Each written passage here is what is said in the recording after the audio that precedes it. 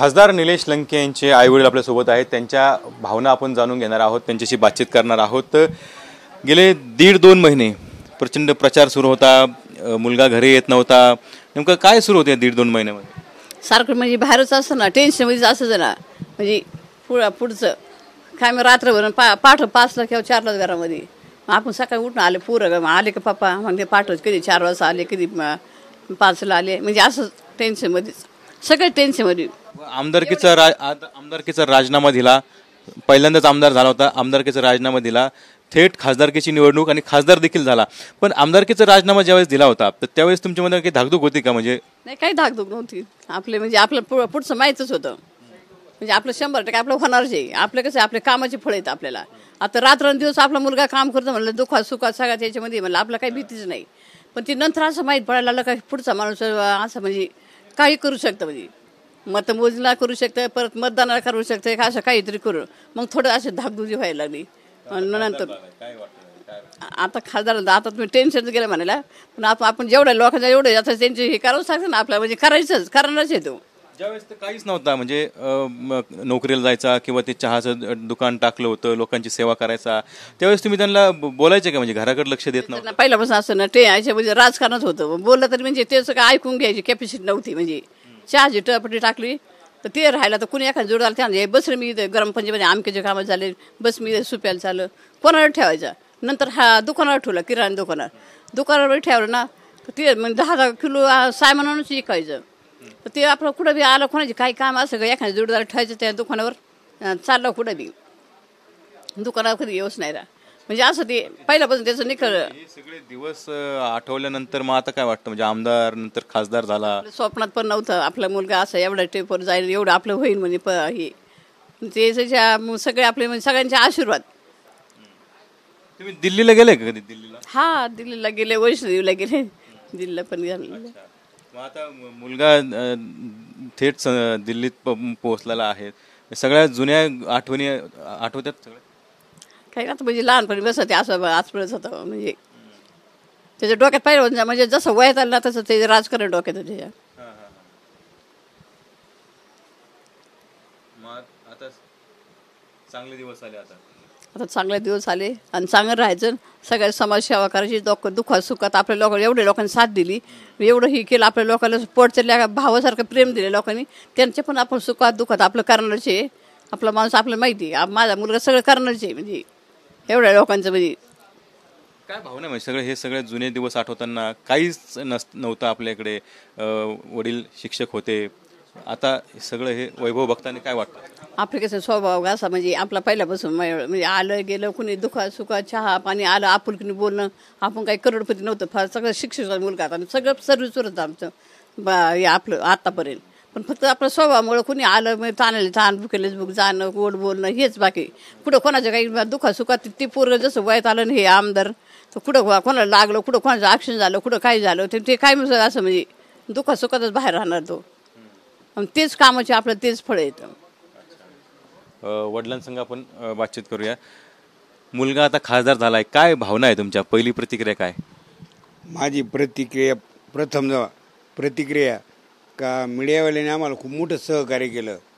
कारण धनशक्तीविरुद्ध जनशक्ती आम्ही लढताना, कारण सर्वसामान्य कुटुंबातला एक गरिबातला पोऱ्या लढतोय, पण याला साथ मात्र तुम्ही मीडियावाल्यांनी दिली, म्हणून मी प्रथमतः या सर्वांचं यांना धन्यवाद देतो.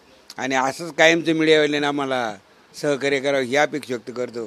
कारण ज्या वेळेला ह्या इलेक्शनच्या पिरियडमध्ये उतरताना तर तुम्ही म्हणता आता आमदारचा राजीनामा देणं, कारण 4 महिन्याकरता आयुष्याची पेन्शन जात होती, दुःखही वाटत होतं.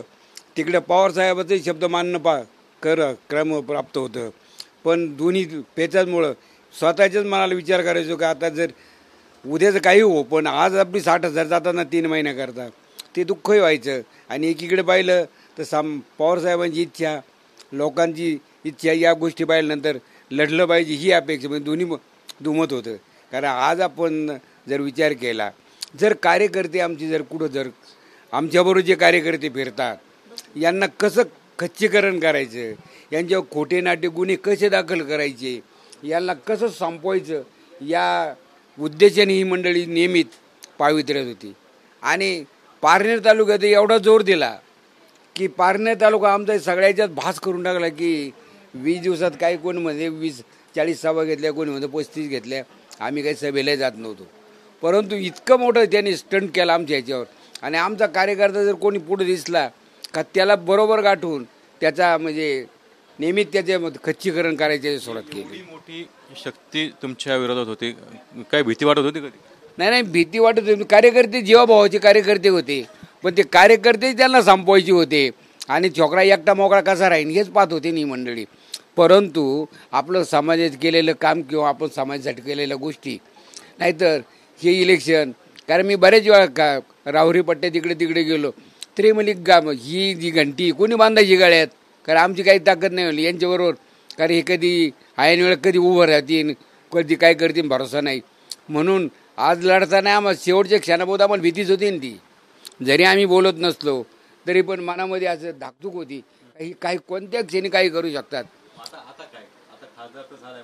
हां, आता समाजाची सेवा करणे आहे त्या पद्धतीनं ज्यांनी आपलं केलं. आणि मला तर असं वाटतं सगळ्यापेक्षा महत्त्वाचं म्हणजे नगर हे भयमुक्त झालं पाहिजे. नगरमध्ये जो एक हुकुमशाहीसारखा जो प्रकार चालू आहे ना, यातून बाळासाहेब थोरातांनी पवारसाहेबांचं वाक्य आहे का आपल्याला नगर जर सुधारायचं असेल, नगर भयमुक्त करायचं असेल तर तुझी गरज आहे मला बाळा.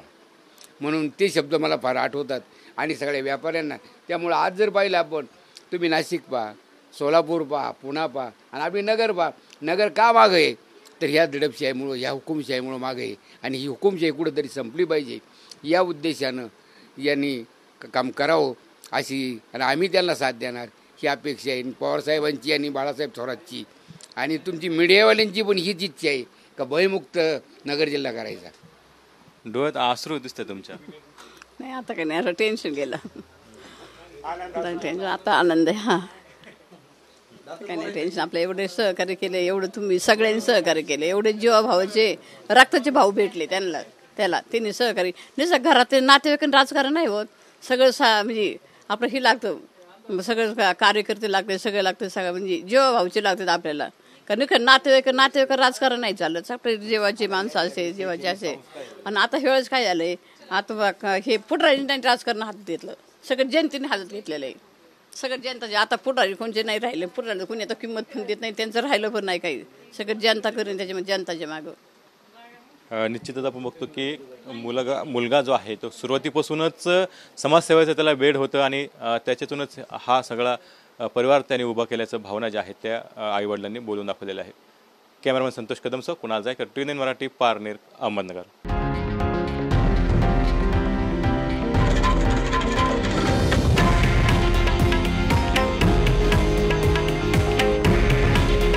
हे आहे देशातील नंबर 1 न्यूज नेटवर्क आणि आपण पाहत आहात TV9 मराठी. काळजी तुमची, हित महाराष्ट्राचं.